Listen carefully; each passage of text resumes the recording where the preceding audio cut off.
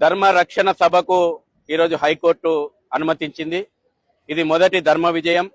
జాగో భాగ్యనగర్ చెలో బాలాపూర్ అనేటువంటి నినాదంతో భాగ్యనగరంలో ఉన్నటువంటి అక్రమ బంగ్లాదేశీ రోహింగ్యా ముస్లింలను అరెస్ట్ చేయాలనేటువంటి ప్రధాన డిమాండ్ తోటి 24 జనవరి శనివారం రోజున నిర్వహించేటువంటి సభకు హైకోర్టు అనుమతించినందుకు హైకోర్టుకు ధన్యవాదాలు చెప్తా ఉన్నాం.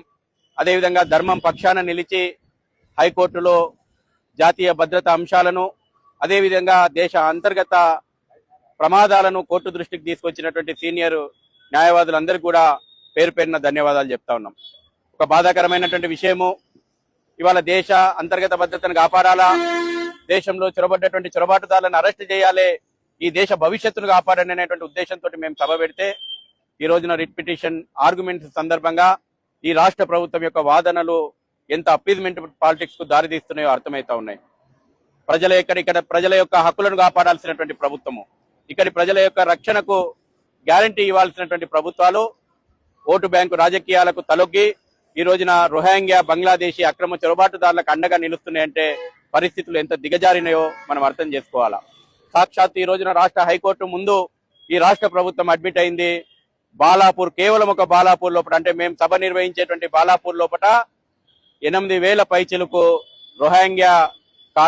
రోహింగ్యాలు సెటిల్ అయిందని అక్రమంగా బంగ్లాదేశీల నెంబర్ చెప్పమంటే చెప్పలేకపోయింది. మొత్తం భాగ్యనగరంలో ఎంతమంది అక్రమ రోహింగ్యా బంగ్లాదేశీ ముస్లిం చొరబాటుదారులు ఉన్నారో రాష్ట్ర ప్రభుత్వం చెప్పలేకపోతుంది. మా యొక్క భద్రత, మా హక్కులను రక్షించాల్సినటువంటి రాష్ట్ర ప్రభుత్వము ఈ రోజున అక్రమ వలసదారుల యొక్క రక్షణ కోసం ముందడుగేయడము, ఇది దేశ భద్రతను పణంగా పెట్టడమే.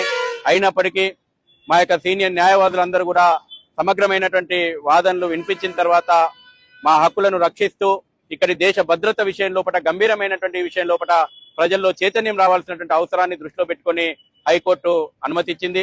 పూర్తి ఆర్డర్ కాపీ రావాల్సింది. కోర్టు అనుమతిని మేము స్వాగతిస్తా ఉన్నాము. కోర్టు మార్గదర్శనాలను, అదే సందర్భం లోపల పోలీసులు ఈ సభను ఎంత అడ్డుకోవాలని ప్రయత్నించినా అనుమతి వచ్చింది. అయినప్పటికీ పోలీసు శాఖ సూచనలు కూడా పరిగణలోకి తీసుకుని ప్రజాస్వామ్యయుతంగా మేము మా సభను నిర్వహించుకుంటాం. ఈ యొక్క మహా ఉద్యమం జరగబోతుంది, అది బాలాపూర్ నుంచి జరగబోతుంది. ఈ యొక్క ఉద్యమం లోపల మొదటి ధర్మ విజయం ఈ రోజున హైకోర్టులో మాకు లభిస్తుంది. అందరూ కలిసి రండి, భవిష్యత్తు భాగ్యనగరాన్ని కాపాడుకుందాం, భవిష్యత్తు భారతాన్ని కాపాడుకుంటాం. Save Bhagyanagar today, save nation tomorrow అనేటువంటి నినాదంతో జాగో భాగ్యనగర్ చెలో బాలాపూర్ కు 24వ తేదీ తరలి రావాల్సిందిగా భాగ్యనగర్ జాతీయవాదులందరూ కూడా పిలుపునిస్తా